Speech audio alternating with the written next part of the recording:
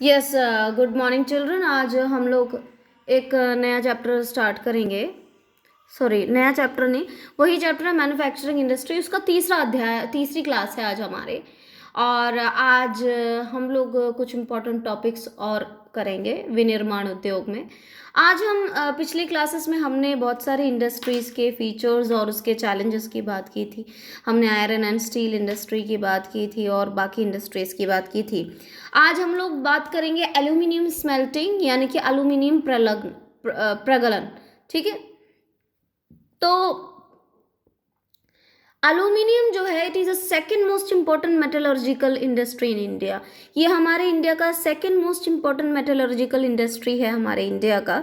Y? Because aluminium को जब आप उसका अलॉय बनाते हो, जब उसमें कोई और चीज़ मिक्स करते हो, तो वो स्टील्स वो बहुत ज़्यादा एक स्ट्रॉन्ग मेटल अलॉय बन के आती है। इसलिए एल्यूमिनियम बड़ा ही इम्पॉर्टेंट मेटल कंसिडर किया जाता है। इनफैक्ट आपको पता होगा एरोप्लेन्स के पार्ट्स भी एल्यूमिनियम से ही बने होते हैं। Aluminium is use to manufacture aircraft utensils, wires और भी बहुत सारी चीज़ें जिससे कि आप एल्यूमिनियम का इस्तेमाल उसमें करते हो। It has gain popularity as a substitute of steel, copper, zinc and wires.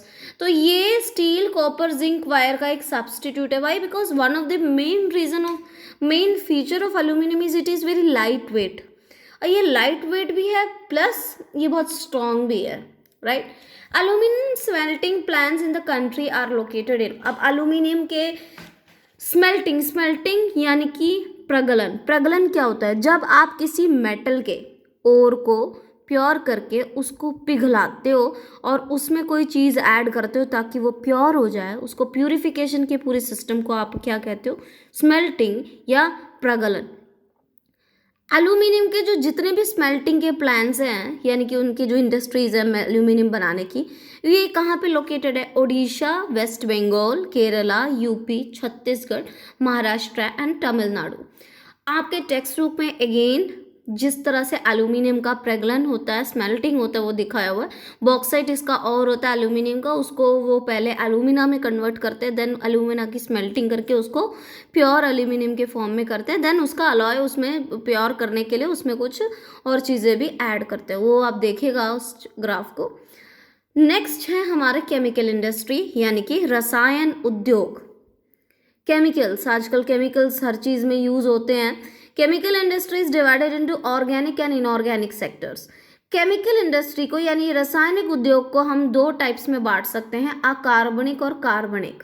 ना इनऑर्गेनिक केमिकल्स में क्या क्या आता है? सल्फ्यूरिक एसिड की इंडस्ट्री, फर्टिलाइजर्स की industry, synthetic fibres, plastic, adhesive, paints, dyes, soda ash etcetera. तो और भी बहुत सारी चीज़ें हैं जो केमिकल इंडस्ट्रीज़ में आती हैं। ऑर्गेनिक केमिकल्स में क्या? अभी मैंने पढ़ा था ऑर्गेनिक और इनऑर्गेनिक, कार्बनिक और अकार्बनिक। तो आप कार्बनिक यानी ऑर्गेनिक केमिकल्स में क्या क्या होता है? पेट्रोकेमिकल, जो पेट्रोलियम से जितने भी केमिकल्स यूज़ होते हैं, जो कि बेसिकली यूज़ होता है ये केमिकल्स सिंथेटिक फाइबर्स और सिंथेटिक रबर बनाने के लिए। देखिए कई सारे केमिकल्स को आप कई सारे बड़े बड़े इंडस्ट्रीज़ में यूज़ करते हैं उसका एक प्रोडक्ट के रूप में, क्योंकि जब तक वो फर्टिलाइज़र उस इंडस्ट्री में वो यूज़ नहीं होगा तो उनको जो चीज़ चाहिए वो ठीक से मिलेगा नहीं। तो इसलिए केमिकल इंडस्ट्रीज़ आजकल बड़े सारे फेमस होते जा रहे हैं, क्योंकि उनको ये लगता है कि ये जो केमिकल है इससे ज़्यादा अच्छा उनका प्रोडक्ट अच्छा होगा। नेक्स्ट है फर्टिलाइजर इंडस्ट्री यानी कि उर्वरक उद्योग। What is fertiliser? आपको पता है मिट्टी की फर्टिलिटी को और बेहतर करने के लिए बहुत सारी दवाइयाँ, एक तरह से फर्टिलाइजर्स आते हैं और वो खरीदते हैं लोग, खासकर किसान खरीदते हैं, मिट्टी में मिलाते हैं। तो उसकी एक अलग इंडस्ट्री है उर्वरक की। तो fertilisers are combination of, fertilisers में क्या क्या मिला होता है? नाइट्रोजन, फॉस्फेट, पोटास, ये तीन उसके मेन इंग्रेडिएंट्स होते हैं फर्टिलाइजर्स के, जिसमें से नाइट्रोजन और फॉस्फेट तो इंडिया में मैन्युफैक्चर हो जाता है, बट जो पोटैश है ये जो है बहुत ही कम मात्रा में इंडिया में अवेलेबल नहीं है। तो ये पूरी तरह से एक्सपोर्ट करना पड़ता है, हमें दूसरे कंट्री से खरीदना पड़ता है, तब जाके फर्टिलाइज़र इंडस्ट्री में वो यूज़ होता है। After green revolution the production of fertilisers increase. आपको पता है फिर ग्रीन रेवोल्यूशन स्टार्ट हुआ था हमारे इंडिया में, एंड ग्रीन रेवोल्यूशन के दौरान प्रोडक्शन इंक्रीज करने का बहुत ज़्यादा प्रेशर था, तो प्रोडक्शन इंक्रीज करने के लिए दे वर यूजिंग फर्टिलाइजर्स। लेकिन अगेन फर्टिलाइजर्स को एक लिमिट से ज़्यादा यूज़ करने से वो जो प्रोडक्ट, जो भी अनाज या फ्रूट आप यूज़ कर रहे हो, बना रहे हो, वो नुकसानदेह हो सकता है। एक तो मिट्टी खराब हो सकती है, और जो चीज़ उग रही है उसमें वो भी खराब हो सकता है। ज़रूरत से ज़्यादा यूज़ नहीं कर सकते। Again Gujarat, Tamil Nadu, UP, Punjab, Kerala produce half of the fertilisers. जो मेन जो कंट्री स्टेट्स है हमारे इंडिया में जो फर्टिलाइजर्स प्रोड्यूस करते हैं, तो गुजरात, तमिलनाडु, यूपी, पंजाब, केरला में ये फर्टिलाइजर्स की इंडस्ट्रीज पाई जाती है।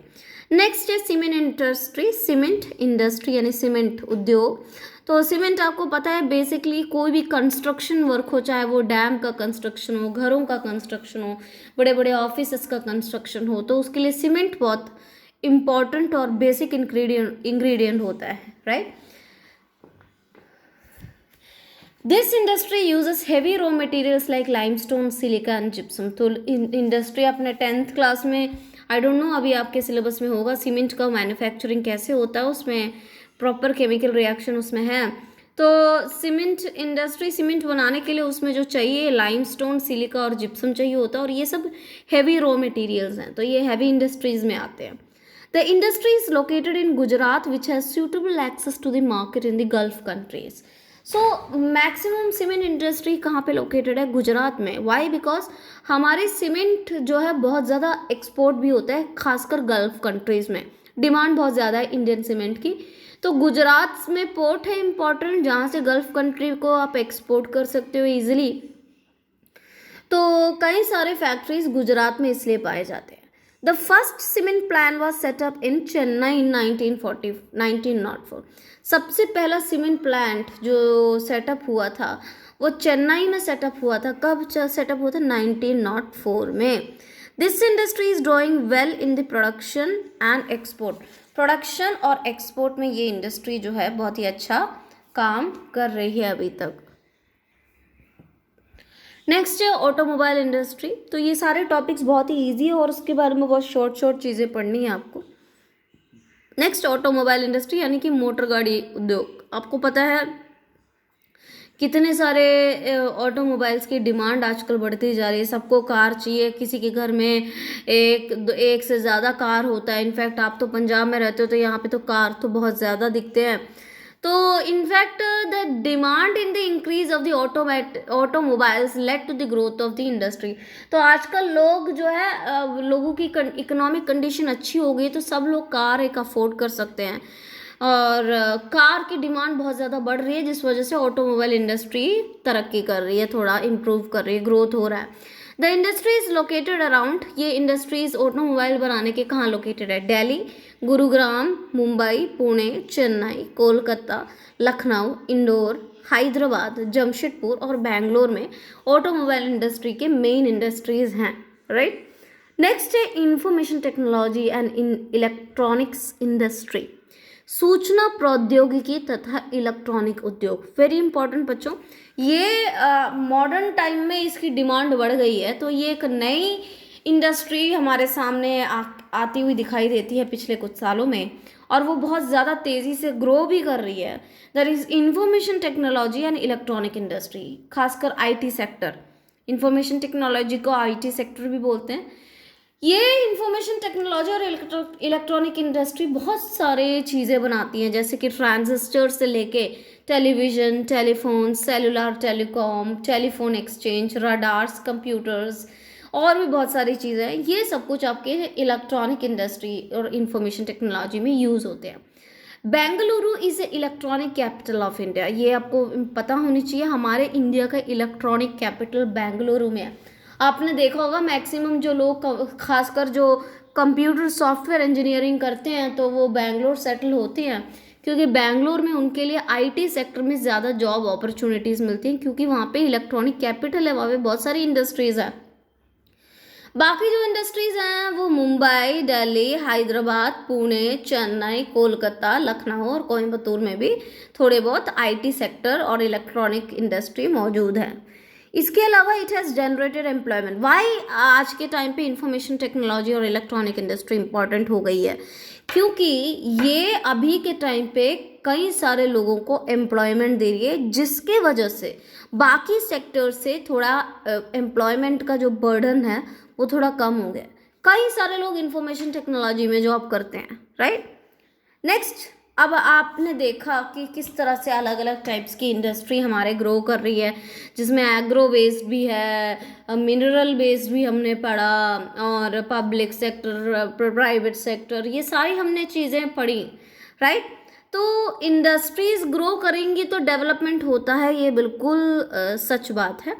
But there is a drawback to this development also. If the development is not sustainable then it will effect our environment.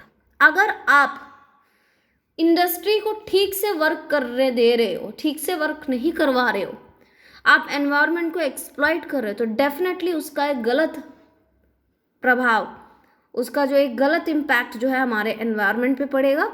और इन्हीं की वजह से एक नई प्रॉब्लम हमारे सामने आ गई है, industrial pollution and environmental degradation. बहुत ज़्यादा इंडस्ट्रियल पोल्यूशन हो रहा है और एनवायरमेंटल डिग्रेडेशन हो रहा है। तो इसमें हम अलग अलग टाइप्स के प्रदूषण यानी पोल्यूशंस के बारे में पढ़ेंगे, जो कि आप छोटी क्लास से पढ़ते लेकर आ रहे हो। It's very very very easy. सबसे पहला है एयर पोल्यूशन यानी वायु प्रदूषण। वायु